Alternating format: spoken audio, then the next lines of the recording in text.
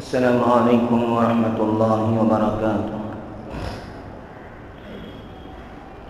الحمد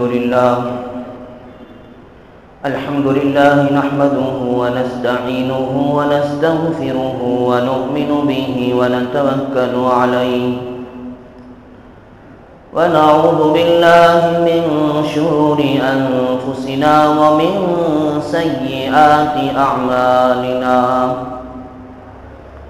من يهده الله فلا مضل له ومن يضلله فلا هادي له، ونشهد أن لا إله إلا الله وحده لا شريك له، ونشهد أن سيدنا وسندنا وحبيبنا ومولانا محمدا عبده ورسوله،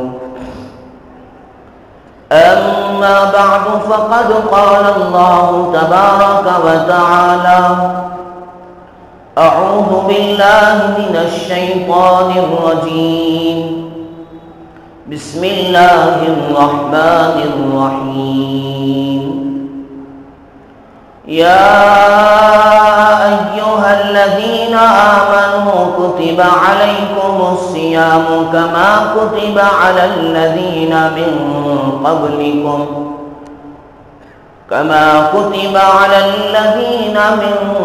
قبلكم لعلكم تتقون. وقال النبي صلى الله عليه وسلم: ألا إن في الجسد لمضغة إذا صلحت صلح الجسد كله وإذا فسدت فسد الجسد كله ألا وهي القلب، أو كما قال عليه الصلاة والسلام. رب اشرح لي صدري ويسر لي أمري واحلل عقدة من لساني يفقهوا قولي. اللهم صل على سيدنا مولانا محمد وبارك وسلم. اللهم صل على سيدنا مولانا محمد وبارك وسلم.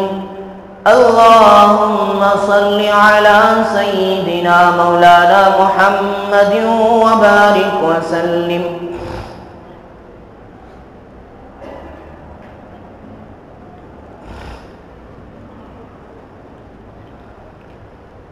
بزرگان محترم، برادران ملت، نوجوانان عزیز،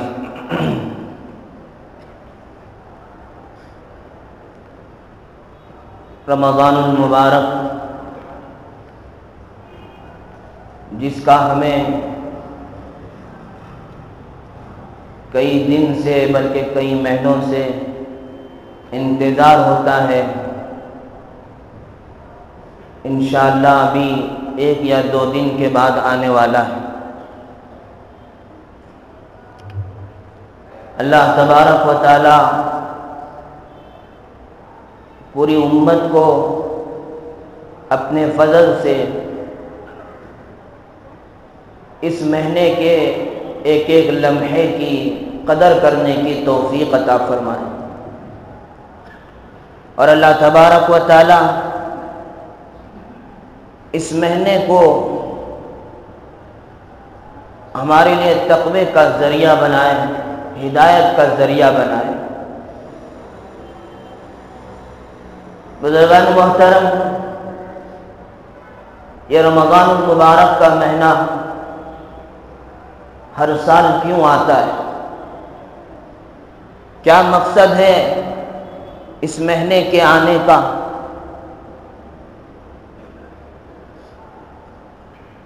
اس کا جواب اللہ تبارک و تعالی نے خود دیا ہے کہ لعلکم تتقون۔ یہ رمضان کا مہینہ ہم اس لیے لاتے ہیں تاکہ تم اس میں روزے رکھو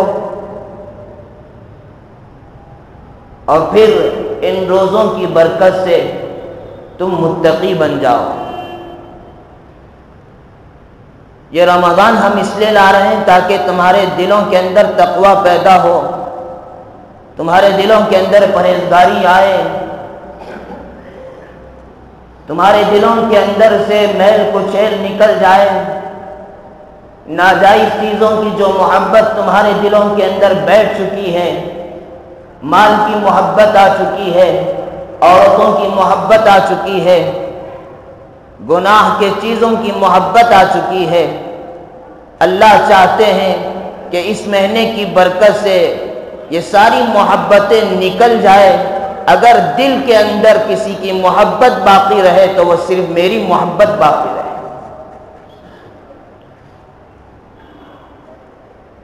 ہر سال اللہ تعالیٰ یہ مہینہ لا رہے ہیں، کیوں لا رہے ہیں؟ اللہ تبارک و تعالیٰ کو امت مسلمہ سے بہت ہی زیادہ محبت ہے، بہت زیادہ محبت، اور اس امت سے اللہ تبارک و تعالیٰ کو بہت زیادہ تعلق ہونے کی وجہ سے اللہ تعالیٰ ہر سال اس مہینے کو لاتے ہیں۔ ایک مثال کے ذریعے سے آپ بات کو سمجھیں کہ اللہ تعالیٰ کو اس امت سے کتنی محبت ہے۔ ہم دنیا کے اندر دیکھتے ہیں کہ چھوٹا سا بچہ ماں کے پاس جاتا ہے تو ماں اسے نہلاتی ہے، پاک صاف کرتی ہے، اچھے کپڑے، عمدہ کپڑے پہناتی ہے، پاؤڈر ریشنوں وغیرہ لگا کر بھیجتی ہے۔ اب بچہ گھر سے باہر نکلتا ہے، اپنے دوستوں کے ساتھ مل کر میدان میں کھیلتا ہے، کیچڑ میں کھیلتا ہے، تو اس کے کپڑے پھر گندے ہو جاتے ہیں، اس کا چہرہ غبار آلود ہو جاتا ہے، وہ گندا چہرہ اور گندے کپڑے کو لے کر پھر ماں کے پاس جاتا ہے، تو ماں اس کو تربیت کے لیے 1-2-3 مار مارتی تو ضرور ہے، لیکن اس سے یہ نہیں کہتی کہ تو نے کپڑوں کو میلا کر دیا ہے، اپنے چہرے کو میلا کر دیا ہے، جا تو میرا بیٹا نہیں، میں تیری ماں نہیں، بلکہ ماں اس کو اپنے سینے سے لگاتی ہے، پھر دوبارہ اس کو سنوارتی ہے، نہلاتی ہے، اچھے کپڑے پہنا کر واپس بھیجتی ہے۔ میرے بھائیوں، میرے بزرگوں، اگر بچہ دن میں 5 مرتبہ 10 مرتبہ اس طرح کا عمل کرے تو ہر بار ماں اسے پاک کرے گی، صاف کرے گی، یہ نہیں کہے گی کہ تو گھر سے چلا جا، تو میرا بیٹا نہیں ہے۔ میرے بھائیوں، میرے بزرگوں، اسی طریقے سے اللہ تبارک و تعالی مسلمان 11 مہینے دنیا کی محبت میں پڑھ کر، مال کی محبت میں پڑھ کر، گناہوں کی نحوست اس کے دل پر آ چکی ہے، دل گندے ہو چکے ہیں، اللہ تبارک و تعالی رمضان کا مبارک مہینہ دیتے ہیں اور اس کے اندر مسلمان کو داخل کر کے اس کے دل کو سنوارتے ہیں، اس کے دل کو پاک کرنا چاہتے ہیں، اس کے دل سے جو گندی محبت بیٹھی ہوئی ہے اس کو نکالنا چاہتے ہیں۔ اللہ تبارک و تعالی جس طرح ماں ہر بار بچہ گندے کپڑے لے کر آنے کے باوجود اسے پاک صاف کرتی ہے، میرے بھائیوں، اللہ تبارک و تعالی کے بارے میں ہم نے سنا، آپ نے سنا، حدیثوں کے ذریعے سے بتایا جا رہا ہے کہ اللہ تعالیٰ کو ماں سے بھی 70 گنا زیادہ محبت اپنے بندوں سے ہوتی ہے، اس لیے اللہ تعالیٰ ہر سال یہ مہینہ لاتے ہیں اور اس مہینے کے ذریعے سے گندے دلوں کو پاک صاف کر کے بھیجنا چاہتے ہیں۔ اللہ تعالیٰ کو ہم سے محبت ہے، یہ محبت کی دلیل ہے، اس لیے اللہ ہر سال رمضان کا مبارک مہینہ لاتے ہیں۔ لیکن میرے بھائیوں، میرے بزرگوں، دلوں کو صاف کرنا، دلوں کو پاک کرنا، یہ رمضان کے مہینے سے چاہا جا رہا ہے۔ ہم دنیا کے اندر دیکھتے ہیں، انسانوں پر غور کریں تو آپ کو 2 طرح کے انسان نظر آئیں گے۔ ایک تو ظاہراً انسان ہے، شکل کے اعتبار سے، صورت کے اعتبار سے، ڈیل ڈول کے اعتبار سے، بدن کے اعتبار سے، جسم کے اعتبار سے، اعضاء کے اعتبار سے ہر اعتبار سے وہ انسان نظر آ رہا ہے. اس کے کان بھی اسی طرح ہیں, اس کے ناک بھی ویسی ہی ہے, اور اس کی آنکھ بھی ویسے ہی جیسے عام انسانوں کے ہوتے ہیں. لیکن اس کا دل وہ درندوں کا دل ہوتا ہے. اس کا دل خونخوار بھیڑیے کی طرح ہوتا ہے. اس کا دل بنا ہوا نہیں ہوتا ہے. اس لیے وہ بجائے بظاہر انسان ہونے کے دوسروں پر ظلم کرتا ہے, قتل غارت گیری میں مبتلا ہوتا ہے, بے رحمی کا مظاہرہ کرتا ہے. آپ دیکھتے ہیں, اخبارات میں پڑھتے ہیں کہ ایک لڑکی کو اس کے شوہر نے اور اس کے گھر والوں نے جلا کر راکھ کر دیا. کیا یہ اس بات کی دلیل نہیں ہے کہ وہ ظاہر میں تو انسان ہے, لیکن ان کے جسم کے اندر اللہ نے جو دل رکھا ہے وہ دل پر انہوں نے محنت نہیں کی, تو ان کے دل درندوں کے دل بن چکے ہیں. ان کے دل خونخوار بھیڑیے کے دل ہو چکے ہیں. ظاہر میں وہ انسان ہے, آپ جا کر دیکھیں, ان کی آنکھ بھی آپ کی آنکھ کی طرح ہے, ان کے کان بھی آپ کے کان کی طرح ہے, ان کا جسم اور ان کی رہن سہن سب کچھ آپ کی طرح ہے. لیکن پھر یہ ظلم ستم کیوں کر رہے ہیں؟ اس لیے کہ ان کا دل بنا ہوا نہیں ہے, ان کا دل پتھر کا سل بن چکا ہے. اور دوسری طرف جو انسان ہے اور ان کا ظاہر بھی انسان نظر آ رہا ہے, لیکن ان کا دل بنا ہوا ہے. ان کے دل کے اندر اللہ کی محبت ہے, ان کے دل کے اندر انسانوں کی محبت ہے, ان کے دل کے اندر چھوٹوں پر رحم کرنے کا جذبہ ہے, ان کے دل کے اندر سرکار دو عالم صلی اللہ علیہ وسلم کی محبت بھری ہوئی ہے. حقیقت میں یہی انسان کامل انسان ہے اور اسی کو انسان کہا جاتا ہے. اور کامیابی کا جو دار و مدار رکھا گیا ہے وہ انسان کی شکل و صورت پر نہیں رکھا گیا, بلکہ دل کے بننے پر اور دل کے بگڑنے پر کامیابی کا دار و مدار رکھا گیا ہے. اسی لیے حدیث پاک میں اللہ کے نبی صلی اللہ علیہ وسلم نے ارشاد فرمایا کہ دلوں کو سنوارو, دلوں کو بناؤ. الا ان فی الجسد لمضغہ, کہ انسان کے جسم کے اندر ایک لوتھڑا ہے. فرمایا اذا صلح الجسد کلہ, جب وہ لوتھڑا درست ہو جاتا ہے تو اس کا سارا جسم درست ہوتا ہے. وَإِذَا فَسَدَتْ فَسَدَ الْجَسَدُ كُلُّهُ, اور جب اس کا وہ لوتھڑا خراب ہو جاتا ہے, فاسد ہو جاتا ہے, تو پھر اس کا پورا جسم فاسد ہو جاتا ہے, خراب ہو جاتا ہے. فرمایا الا وَهِيَ الْقَلْبُ, سنو لوگوں, اس کا نام ہے دل. یہ دل درست رہتا ہے تو پورا بدن درست رہتا ہے, دل خراب ہو جاتا ہے تو پورا بدن خراب ہو جاتا ہے. اس لیے فرمایا دلوں کو سنوارو, اور دار و مدار نجات کا اللہ نے دلوں پر رکھا ہے. اسی لیے حدیث پاک میں اللہ کے نبی صلی اللہ علیہ وسلم نے ارشاد فرمایا کہ ان اللہ لا ينظر الى صورکم واعمالکم, لوگوں, اللہ تبارک و تعالیٰ تمہارے چہروں کو اور تمہاری صورتوں کو اور تمہارے مال کو نہیں دیکھتا ہے, ولکن ينظر الى قلوبکم واعمالکم, بلکہ اللہ تبارک و تعالیٰ تمہارے دلوں کو دیکھتا ہے اور تمہارے اعمال کو دیکھتا ہے. انسان کا جو جسم ہے اس پر دار و مدار نہیں رکھا گیا کہ وہ خوبصورت ہے تو اللہ اس کو کامیاب کریں گے, وہ بدصورت ہے تو اللہ اس کو ناکام کریں گے. جسم بنانا یہ ہمارا کام نہیں ہے, جسم تو اللہ نے بنا دیا ہے. قرآن مجید میں اللہ نے فرمایا یا ایھا الانسان ما غرک بربک الکریم, اے لوگوں, کس نے تمہیں رب کریم سے دھوکے میں ڈال رکھا ہے.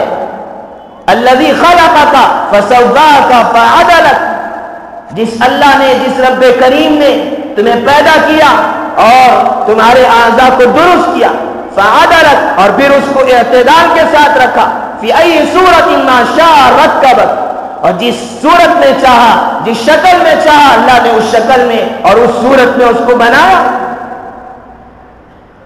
اللہ یہ کہہ رہے ہیں کہ جسم تو ہم نے بنا دیا ہے. اب جو کوئی جس کو جتنی رنگت دینا تھا اور جس کو جیسی شکل دینا تھا ہم نے دے دیا ہے, اب کوئی کالا یہ نہیں کر سکتا کہ میں گورا ہو جاؤں، اب کوئی گورا یہ نہیں کر سکتا کہ میں کالا ہو جاؤں، میں اپنی ناک کو اس طرح بنا لوں، میں اپنے کان کو اس طرح بنا لوں۔ اس لیے اللہ تبارک و تعالیٰ یہ کہہ رہے ہیں کہ تمہارے جسم کے بنانے پر ہم نے نجات کو نہیں رکھا ہے، بلکہ دلوں کے بنانے پر ہم نے نجات کو رکھا ہے۔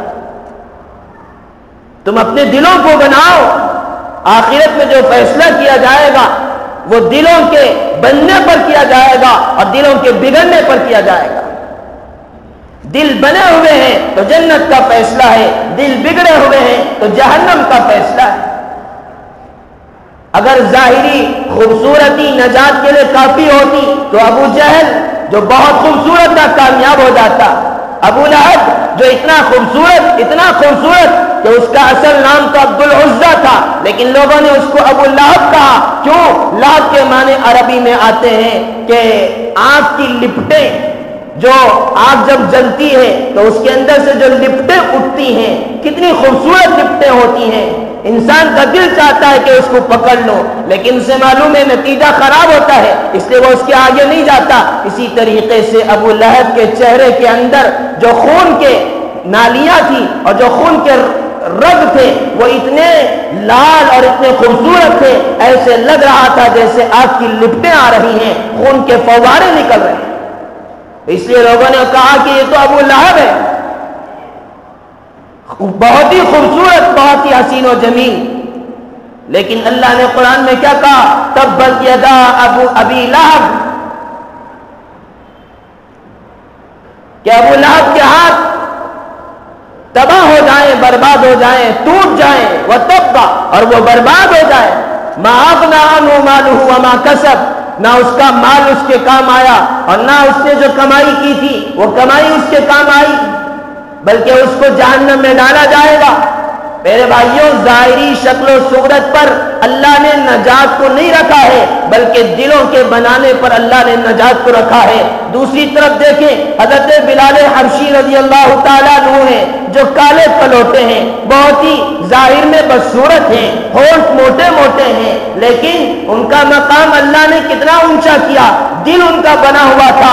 اللہ کے نبی صلی اللہ علیہ وسلم نے ایک مرتبہ فجر کے بعد فرمایا کہ بلال کو بلاؤ، اور بلال بلانے کے بعد کہا، بلال تمہارا اسلام کے اندر وہ کون سا عمل ہے جو قابل امید ثواب ہے، ثواب کے قابل ہے، اور زیادہ اللہ تبارک و تعالیٰ تمہیں اس پر اجر دے رہے ہیں کہ میں نے دیکھا جنت میں تم میرے آگے چل رہے ہو اور تمہارے جوتوں کی آواز مجھے آ رہی ہے، وہاں آہٹ میں نے سنی ہے، بتاؤ تمہارا وہ کون سا عمل ہے؟ حضرت بلال رضی اللہ تعالیٰ نے کہا، یا رسول اللہ، جب بھی میں وضو کرتا ہوں، رات کا وقت ہو یا دن کا وقت ہو، تو وضو کے بعد میں ضرور 2 رکعت نماز پڑھ لیا کرتا ہوں، شاید یہ وہ عمل ہوگا جس کی وجہ سے اللہ تعالیٰ نے مجھے جنت میں پہنچا دیا۔ میرے بھائیوں، میرے بزرگوں، دل کو سنوارا جاتا ہے تو اللہ تعالیٰ دنیا ہی میں جنت کے فیصلے کر دیتے ہیں، اور دل سنورتا نہیں ہے، ظاہری شکل و صورت کو ہم سنوار لیتے ہیں۔ آج ہماری جو محنتیں ہو رہی ہیں وہ ظاہری شکل و صورت پر ہو رہی ہے۔ ہماری عورتیں اپنے آپ کو خوبصورت بنانے کے لیے ہزاروں روپیہ خرچ کر رہی ہیں، بیوٹی پارلر کو جا رہی ہیں، نہ جانے کہاں کہاں پہنچ رہی ہیں، اور کیسے کیسے لباس کو وہ پہن رہی ہیں، مردوں کے لباس کو وہ پہن رہی ہیں۔ حدیث پاک میں اللہ کے نبی صلی اللہ علیہ وسلم نے لعنت فرمائی ہے کہ جو عورتیں مردوں کے شکل و صورت کو اور ان کے لباس کو اختیار کرتی ہیں، آپ صلی اللہ علیہ وسلم نے ان پر لعنت فرمائی۔ لیکن آج ہماری عورتیں، ہماری بہنیں اپنے ظاہری شکل و صورت کو سنوارنے کے لیے ہزاروں روپیہ خرچ کر رہی ہیں، اور ایسے ایسے نیل پالش اور نہ جانے کیسے کیسے رنگ کو وہ ہاتھوں میں لگا رہی ہے، جس کی وجہ سے ان کا نہ وضو ہوتا ہے، جب وضو نہیں ہوتا تو نماز نہیں ہوتی، نماز نہیں ہے تو پھر دین کا جو اہم ستون ہے وہ ختم ہو جاتا ہے۔ میرے بھائیوں، میرے بزرگوں، ہمارے مرد بھی اپنے ظاہری شکل و صورت کو بنانے کے لیے داڑیاں مڈا رہے ہیں تاکہ میں خوبصورت نظر آؤں، لیکن اللہ والوں نے لکھا ہے کہ جو داڑھی مڈاتا ہے وہ ظاہر میں خوبصورت نہیں ہے، وہ دنیا کا بدصورت انسان ہے۔ تو اللہ نے دار و مدار جو رکھا ہے وہ جسموں کے بنانے پر اور جسموں کے سنوارنے پر نہیں رکھا، بلکہ اللہ نے دلوں کے سنوارنے پر رکھا ہے۔ دل سنور جاتے ہیں، دل بن جاتے ہیں، پھر اس پر نجات کا دار و مدار اللہ نے رکھا ہے کہ وہ کامیاب ہو جاتا ہے۔ حضرت عیسیٰ علیہ السلام کے زمانے کا ایک واقعہ مجھے یاد آ رہا ہے، جس سے آپ کو پتہ چلے گا کہ دل جب صبرا ہوتا ہے تو وہ کتنا قابل تعظیم ہوتا ہے۔ حضرت عیسیٰ علیہ السلام جن کو اللہ تعالیٰ نے مختلف معجزات عطا فرمائے تھے، ایک معجزہ ان کا یہ بھی تھا کہ وہ مردوں کو اللہ کے حکم سے، اللہ کی اجازت سے قم بإذن اللہ کہتے تھے تو وہ زندہ ہو جایا کرتے تھے۔ حضرت عیسیٰ علیہ السلام ایک مرتبہ کہیں سے گزر رہے ہیں، درمیان میں قبرستان آتا ہے، ان کے ساتھ ان کے کچھ حواریین یعنی ان کے کچھ ساتھی بھی موجود تھے۔ حضرت عیسیٰ علیہ السلام نے دیکھا قبرستان میں کھوپڑی پڑی ہوئی ہے، اس کھوپڑی کو اٹھاتے ہیں اور اٹھانے کے بعد کوئی چیز ہے جس چیز کو حضرت عیسیٰ علیہ السلام اس کے کان میں ڈالتے ہیں، اس کے کان کے اندر حضرت عیسیٰ علیہ السلام کوئی چیز ڈالتے ہیں تو وہ چیز اس کے کان کے اندر داخل نہیں ہوتی، تو حضرت عیسیٰ علیہ السلام اس کھوپڑی کو لے کر زور سے پھینکتے ہیں، دور پھینک دیتے ہیں اور آگے چلتے ہیں، دیکھتے ہیں کہ ایک اور کھوپڑی پڑی ہوئی ہے، اس کو اٹھاتے ہیں اور اس کو اٹھانے کے بعد کوئی چیز اس کے کان کے اندر ڈالتے ہیں تو وہ چیز اس کے کان کے اندر سے ایک کان سے گھستی ہے اور دوسرے کان سے وہ چیز نکل جاتی ہے۔ حضرت عیسیٰ علیہ السلام اس کھوپڑی کو بھی لے کر پھینک دیتے ہیں اور آگے چلتے ہیں، ایک تیسری کھوپڑی ملتی ہے، اس کھوپڑی کو اٹھاتے ہیں اور ایک چیز اس کے کان کے اندر داخل کرتے ہیں، وہ چیز کان کے اندر داخل ہوتی ہے لیکن دوسرے کان سے نہیں نکلتی بلکہ اندر باقی رہ جاتی ہے۔ حضرت عیسیٰ علیہ السلام اس کھوپڑی کو اٹھا کر بوسہ دیتے ہیں، پیار کرتے ہیں اور اس کے بعد لے جا کر پورے احترام کے ساتھ اس کو ایک جگہ دفن کر دیتے ہیں۔ یہ عمل کرنے کے بعد آگے بڑھتے ہیں۔ حواریین جو آپ کے ساتھی آپ کے ساتھ تھے انہوں نے پوچھا کہ اے اللہ کے نبی، آپ نے جو عمل کیا یہ کیا ماجرا ہے، ہمیں سمجھ میں نہیں آیا۔ ایک کھوپڑی کو اٹھایا آپ نے، کوئی چیز داخل کی، پھینک دیا، دوسری کھوپڑی کو اٹھایا، کوئی چیز داخل کی، پھینک دیا، اور تیسری کھوپڑی کو اٹھا کر آپ نے ایک چیز داخل کی اور اس کو بوسہ دیا اور پورے احترام کے ساتھ اس کو دفن کیا، یہ کیا ماجرا ہے؟ حضرت عیسیٰ علیہ السلام نے ان کو سمجھایا، دیکھو میں نے جو پہلی کھوپڑی اٹھائی تھی اور اس کے اندر ایک چیز داخل کرنے کی کوشش کی تھی، تم نے دیکھا کہ وہ چیز اس کے کان کے اندر داخل نہیں ہوئی، تو یہ اس کے دل کے شقاوت کی دلیل ہے، یعنی یہ جو کھوپڑی ہے یہ بڑا کافر انسان تھا اور اس کا دل اتنا سخت تھا، اتنا سخت تھا کہ وقت کے پیغمبر آ کر اس کو دین کی باتیں سمجھاتے تھے، اس کے دل کے اتنے سخت ہونے کی وجہ سے اس کے کان بھی اس کو قبول نہیں کرتے تھے، اس کے کان کے اندر بھی وہ باتیں نہیں پہنچتی تھی، اس لیے یہ قابل تعظیم نہیں تھا، اس کا دل بہت سخت تھا، اس لیے میں نے اس کو پھینک دیا کہ یہ تعظیم کے قابل نہیں ہے بلکہ توہین کے قابل ہے۔ آگے بڑھا تو ایک اور کھوپڑی ملی تھی اور اس کے اندر میں نے چیز کو داخل کی تو ایک کان سے گھسی اور دوسرے کان سے وہ چیز نکل گئی تھی۔ یہ کھوپڑی ایک مومن کی تھی، یہ دین کی باتیں سنتا تھا لیکن اس کا دل بھی سخت تھا، جس کی وجہ سے وہ چیز کان میں داخل تو ہوتی تھی لیکن دل میں نہیں اترتی تھی بلکہ دوسرے کان سے وہ چیز نکل جایا کرتی تھی۔ یعنی ایک چیز، ایک بات وہ دین کی ایک کان سے سنتا تھا اور دوسرے کان سے نکال دیا کرتا تھا، یہ کامل مومن نہیں تھا، یہ کامل مسلمان نہیں تھا، اس نے اپنے دل پر محنت نہیں کی تھی، اس کا دل سخت تھا، اس لیے یہ بھی قابل تعظیم نہیں تھا، اس لیے میں نے اس کو اٹھا کر پھینک دیا۔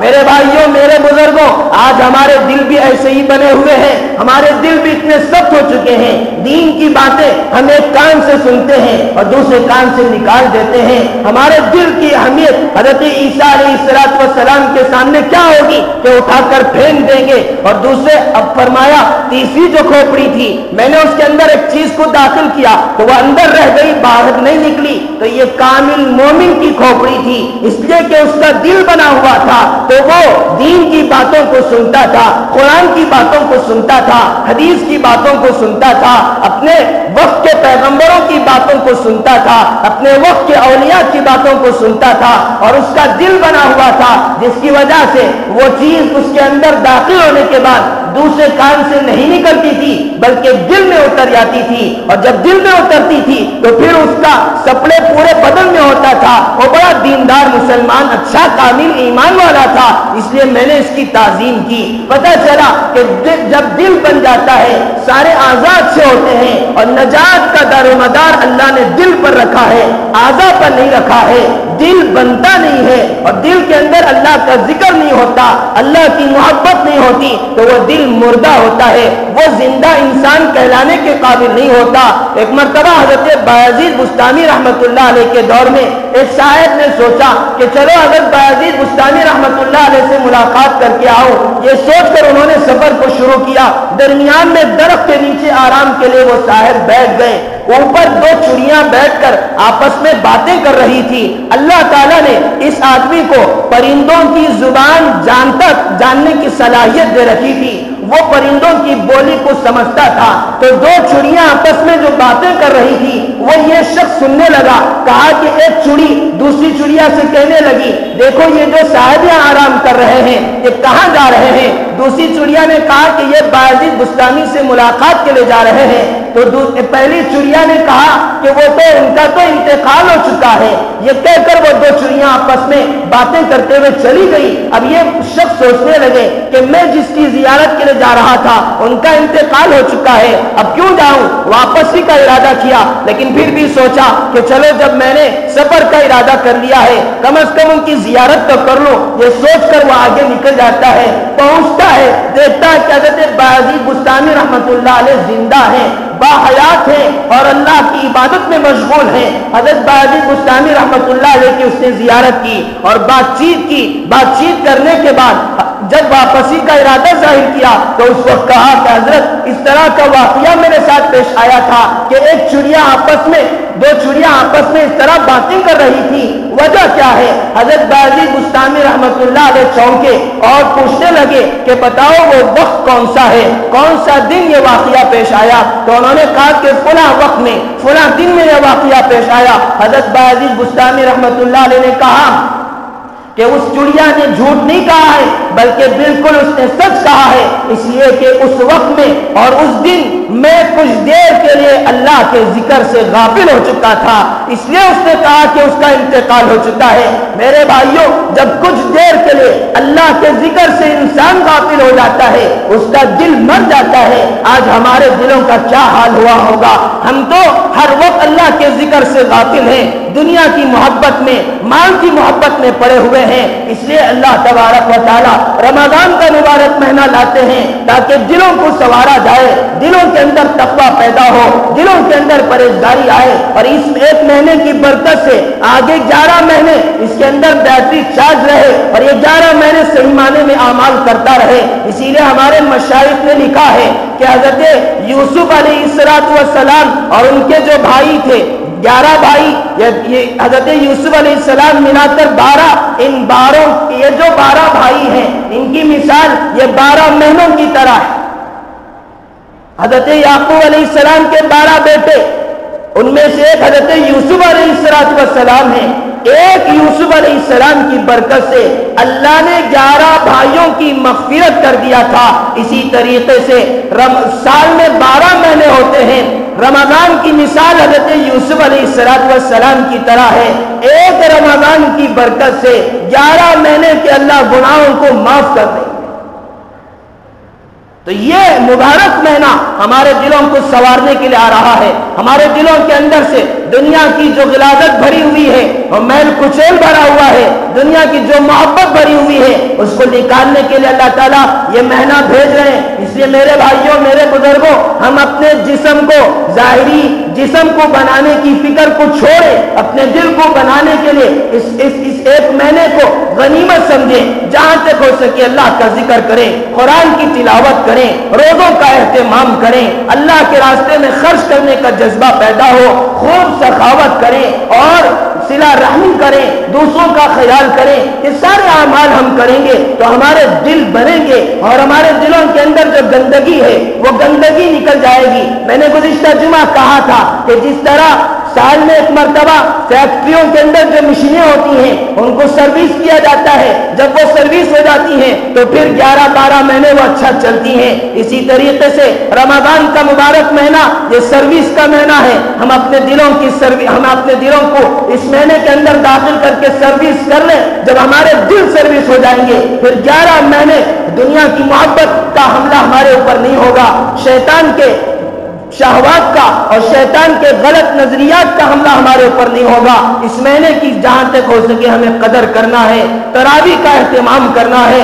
बाज लोग पूछते हैं कि हजरत तरावी 10 दिन फला जगह हो रही है, 8 दिन फला जगह हो रही है, क्या हम वहां पढ़कर खत्म कर लें? मेरे भाइयों, मेरे बुजुर्गों, ये मसला अच्छी तरह याद रखकर जाएं। तरावी पढ़ना अलग सुन्नत है और कुरान मजीद को सुनना ये अलग सुन्नत है। पूरे कुरान को रमजान में सुनना ये अलग सुन्नत और पूरे रमजान की तरावी पढ़ना ये अलग सुन्नत है। जहां 10 रोज का एहतमाम किया जाता है या 15 रोज का इंतजाम किया जाता है, उनका मकसद ये होता है कि जो लोग सफर में जाने वाले हैं, जो अपने कामों काज की वजह से एक मस्जिद में तरावी सुन नहीं सकते हैं, तरावी पढ़ नहीं सकते हैं और कुरान मजीद को पूरे एतबार से सुन नहीं सकते हैं, इसलिए उनका इंतजाम किया जाता है ताकि वो वहां 8 दिन में 10 दिन में पूरा कुरान सुन लें। उसके बाद जहां भी वक्त मिले वहां उस मस्जिद में वो तरावी पढ़ लेंगे।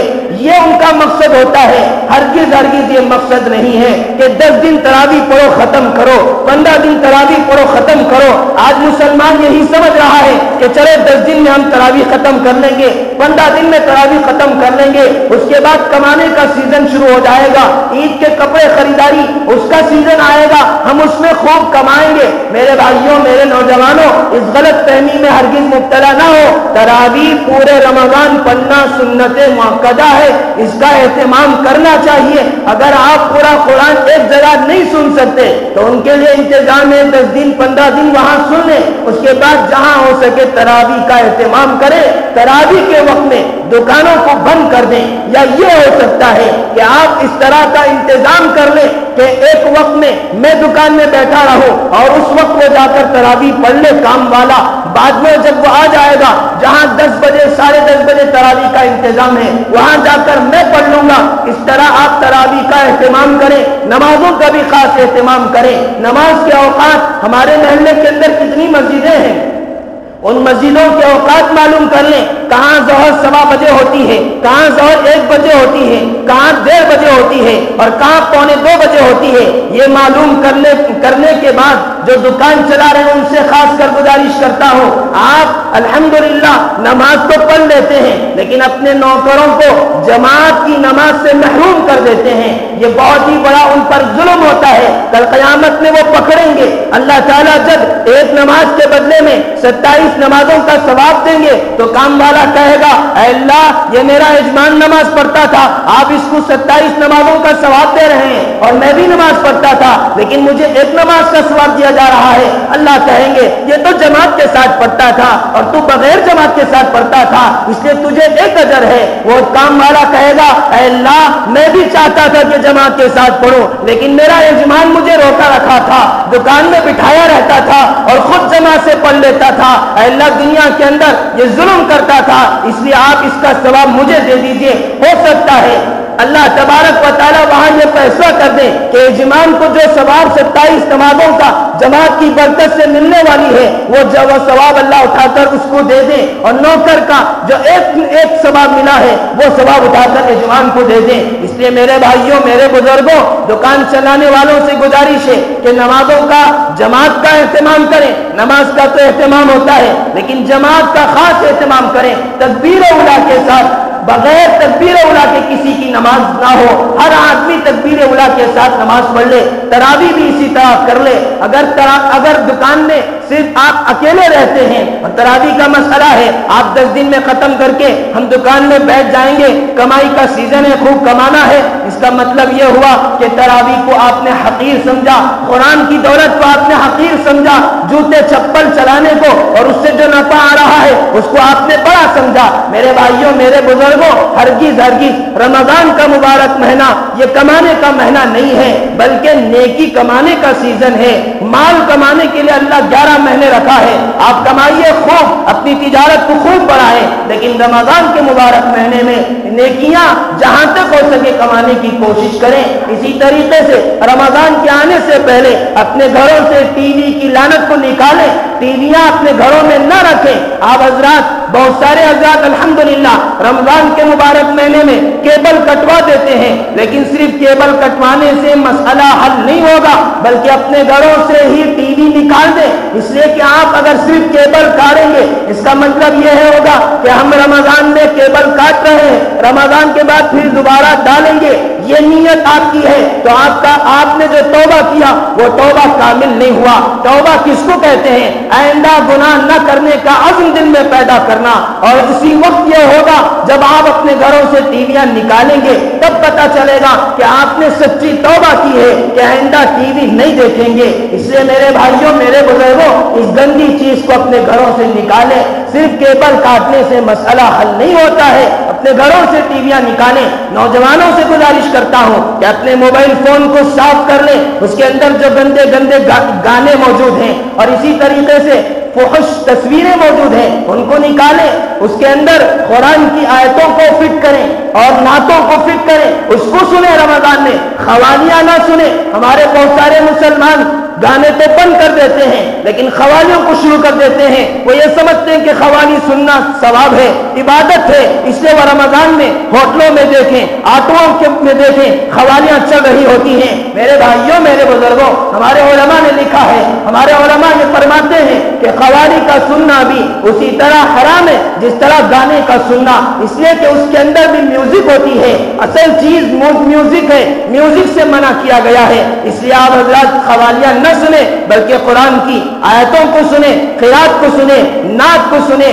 اچھے نظموں کو سنیں، اس کی اجازت ہے۔ تو یہ اس طرح ہم رمضان کی تیاریاں کریں، رمضان کے آنے سے پہلے گھروں سے ٹی ویاں نکالنا ہے، اپنے چہروں کو سنوارنا ہے۔ ہمارے نوجوان رمضان کے آنے سے پہلے پتہ نہیں کتنے آج نوجوان داڑھیوں کو مڈائے، کیوں؟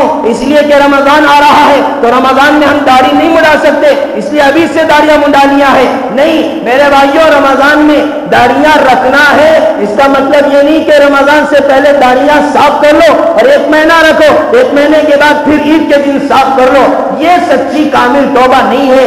اللہ کو آپ دھوکہ نہیں دے سکتے، لوگوں کو دھوکہ دے سکتے ہیں، ماں باپ کو دھوکہ دے سکتے ہیں، امام خطیب کو دھوکہ دے سکتے ہیں، لیکن اللہ کو دھوکہ نہیں دے سکتے۔